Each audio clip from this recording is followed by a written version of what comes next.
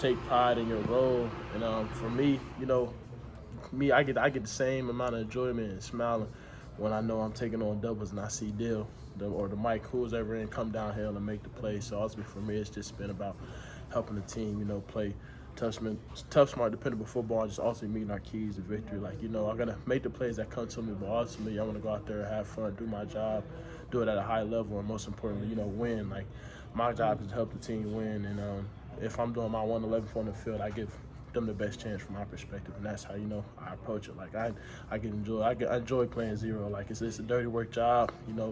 Kind of reminds me of like my O-line days when I played. Cause I played high school. I played O-line in high school, so it's kind of one of them jobs where you just gotta do the dirty work, man, and just embrace the role. So.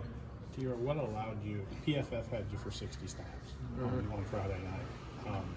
So what allows somebody who plays your position to play that many snaps and do it at a high level? Well, ultimately, like one person I'm gonna really shout is so going into this off season was talking with Johnny a lot and talking about how he did his off season and how he approached like winter workouts and summer workouts.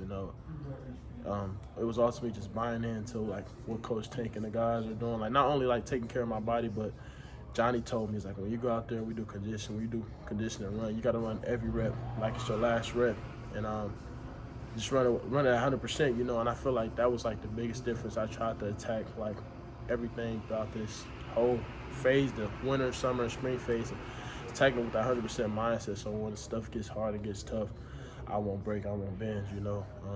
It was crazy. I didn't even realize I played that much snaps. I'm just going in the flow of game, and then next day seeing I played 60. But I feel like we're just really just buying into what the coach taking the training staff and support staff have been, feeding us, because ultimately, they give us the resources to help allow our bodies to play at the high level. You just gotta, use them.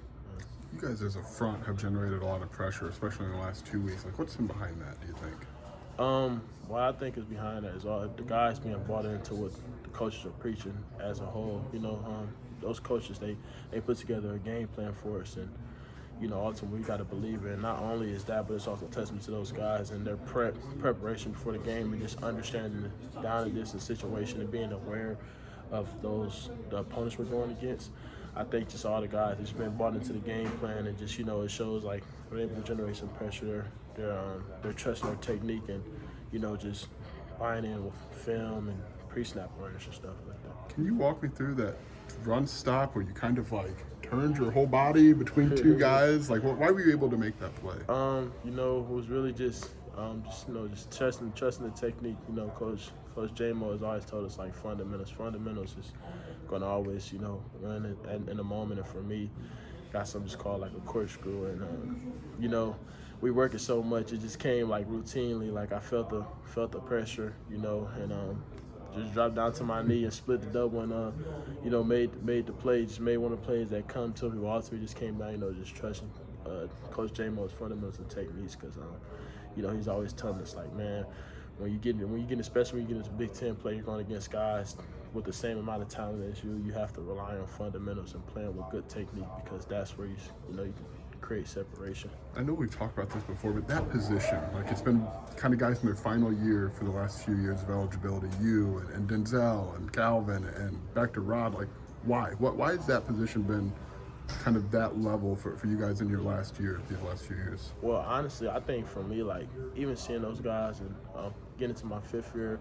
one, it's not an easy position. Like I'm not gonna sit here and act like it. It's a tough position. It takes a lot of discipline and eye focus and concentration to play, like, and understand the concept of just staying on the center, and also like just catching up on like as far as strength wise and developing your body, and just learning from what you did and what you haven't done wrong. I feel like that's where that position is like one of those positions. You just gotta get reps at it, and the more reps, more football you play, you tend to get better. And just trusting yourself, trust your technique. Like I feel like that's been a big thing for me this year. Like you put in the work, and then you go out there and sometimes question yourself, and you gotta shift your mindset. Like, nah, you can't be on that. And that was my biggest thing this year. Like, man, I've been working just like everybody else in this country. You just gotta trust what you're doing, believe in it, and buy into what the coaches are doing as a program.